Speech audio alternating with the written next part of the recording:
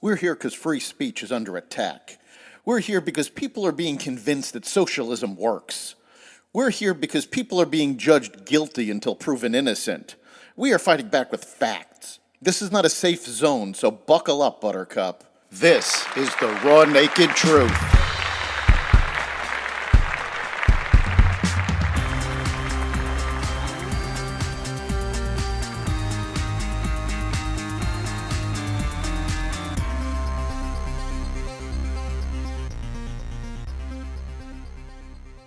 Heightened terror threats, Harvard supports its president, and more. Welcome to the Raw Naked Truth. I'm your host, Eric Lopkin, and here's the news you need to know.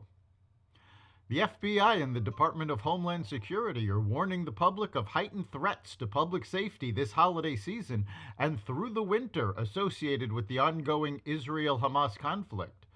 The FBI says it is closely monitoring threats to public safety during the holiday season, which may be amplified by the war. We take all potential threats seriously and will work closely with our law enforcement partners to determine their credibility, share information, and take appropriate investigative action, the Bureau said in a PSA.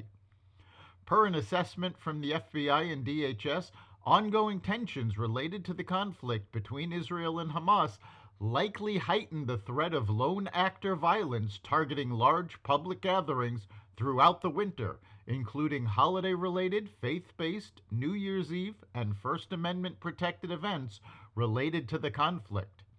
The Bureau says those targets are likely to remain attractive to lone actors inspired by a range of ideologies due to their accessibility and symbolic nature.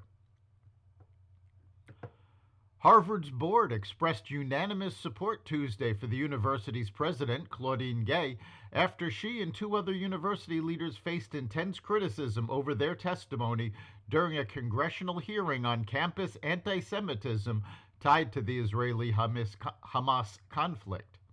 The board said that after extensive deliberations, it decided President Gay is the right leader to help our community heal in this tumultuous and difficult time.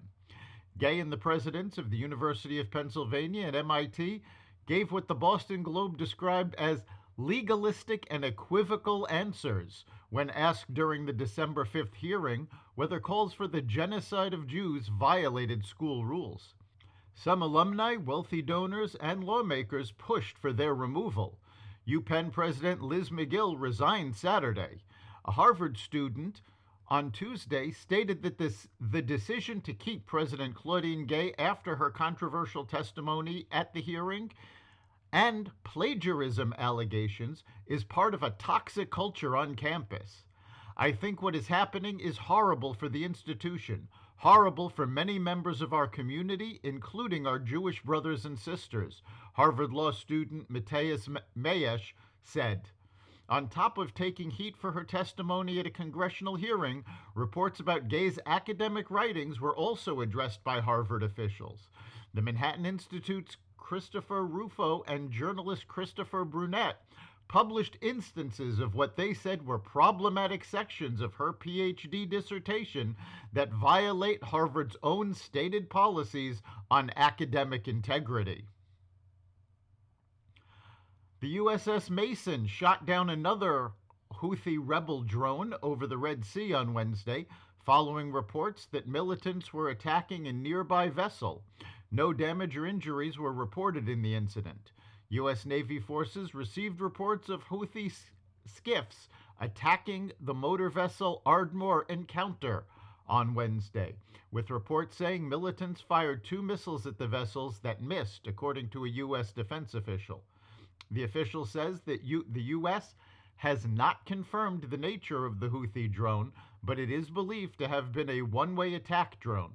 The official confirmed that the 2 missiles fired at the cargo vessel were anti-ship ballistic missiles fired from ground-based locations in Yemen. The Houthi militants are an Iran-backed proxy terrorist group operating out of Yemen.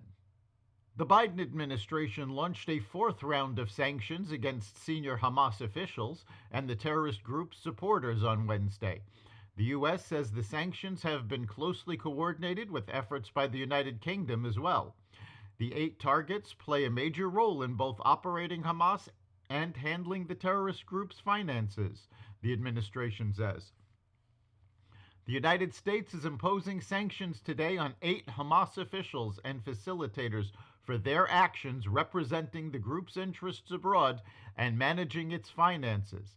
This is the 4th round of sanctions that we have imposed since Hamas's October 7th horrible attack, State Department spokesman Matthew Miller said in a statement. That's the Raw Naked Truth. You can catch every episode of The Raw Naked Truth at xvadio.com/podcasts, the Apple Podcasts app, Google Podcasts, Spotify, iHeartRadio, Audible, Amazon Music, and other platforms that respect freedom of speech. We'll see you next time.